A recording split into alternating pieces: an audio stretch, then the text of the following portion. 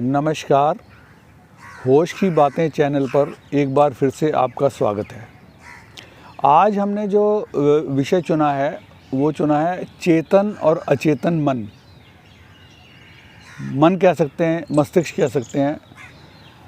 हमारा चेतन मन बहुत छोटे छोटे काम करता है, जैसे सर्दी लगी है स्वेटर पहन लो, सामने दूध का गिलास रखा है उठा के पी लो, सामने से कोई गाड़ी आ रही है तो साइड हो जाओ। मतलब इस टाइप के छोटे छोटे काम करते हैं। लेकिन हमारी जीवन की दशा और दिशा तय करने वाला हमारा अचेतन मन है। और अचेतन मन का हमें कोई पता नहीं है, उसकी हमें कोई खबर नहीं है। इसीलिए कई दफ़ा ऐसा होता है कि हम क्या कर जाते हैं, हमें खुद ही हैरानी होती है कि ऐसा कैसे हो गया। लेकिन वो कहीं ना कहीं जो कंट्रोल करने वाली ताकत है अचेतन मन है। किसी ने आपको कोई अपशब्द कह दिए, कोई कटाक्ष कर दिया, वो आपके दिल में इतने गहरे तक उतर जाता है कि वो अचेतन में रजिस्टर हो जाता है। यही वजह है कि सालों साल बीत जाते हैं लेकिन आप उस बात को भूल नहीं पाते। किंतु इतनी अच्छी बातें हम सुनते हैं, अपने आसपास रोज़ सुनते हैं, लेकिन वो हमें याद नहीं रहती क्योंकि वो अचेतन तक नहीं पहुंची, चेतन मन तक ही रह गई। और चेतन मन का तो सिर्फ इतना ही स्वभाव है कि जो हम सुन रहे हैं, जितनी देर सुन रहे हैं उसका आनंद लिया, बात ख़त्म, आनंद ख़त्म। तो जब तक हमारी कोई बात अचेतन तक नहीं पहुंचेगी, हम अचेतन के बारे में जागरूक नहीं होंगे, तब तक हमारे जीवन में परिवर्तन बड़ा मुश्किल है। अचेतन मन को जांचने के लिए एक बड़ा अनूठा प्रयोग किया गया।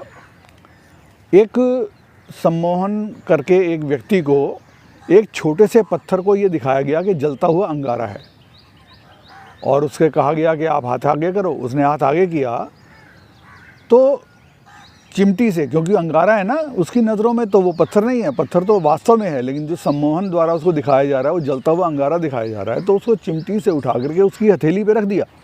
उसने एकदम से हथेली ऐसे झटक दी, क्योंकि अंगारा रख दिया तो जो प्रतिक्रिया होनी चाहिए थी वही हुई। यहाँ तक तो सब सामान्य बात है, कोई इसमें आश्चर्यजनक बात नहीं है। लेकिन आश्चर्यजनक बात क्या है कि उसके हाथ में छाला पड़ गया। यानी उस पत्थर से, जो वास्तव में अंगारा नहीं था लेकिन उसने उसको अंगारा समझा, तो उसके हाथ में छाला पड़ गया। ये है अचेतन की ताकत। क्योंकि अचेतन मन ने, क्योंकि चेतन तो उस समय कार्यशील नहीं था, अचेतन ने ये शरीर को हिदायत दी कि छाला पड़ना चाहिए भाई, जलता हुआ अंगारा हथेली पे आया है।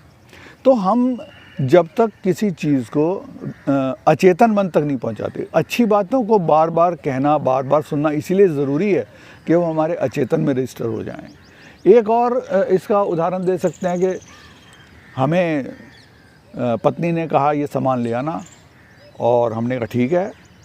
शाम को हम भूल गए। क्यों भूल गए? वो इसीलिए भूल गए क्योंकि हमने उसको इम्पॉर्टेंट नहीं समझा। उसकी इम्पॉर्टेंट को समझते तो वो कहीं ना कहीं अचेतन में रजिस्टर हो जाता, तो हम उसको ले आते तो याद रहता। जैसे प्रायोरिटी की बात होती है, जैसे हमने सवेरे आज सोचा कि आज हम ये 10 काम हर हालत में करेंगे, और रात होते होते सिर्फ 3 ही हो पाए।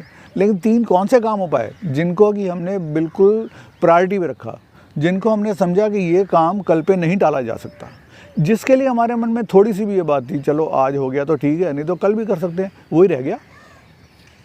तो हमारी प्रायोरिटीज़ क्या हैं और हमारे अचेतन मन में हम क्या पहुंचा रहे हैं, वो डिपेंड करता है कि हमारा जीवन कितना परिवर्तित होता है।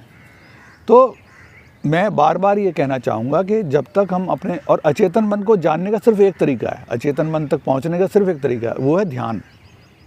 और ध्यान यदि आप करते हैं, ध्यान के बारे में भी हम बात करेंगे। ये विषय थोड़ा सा लंबा है, इसलिए हम इस पर 2-3 दिन तक लगातार इस पर बात करेंगे।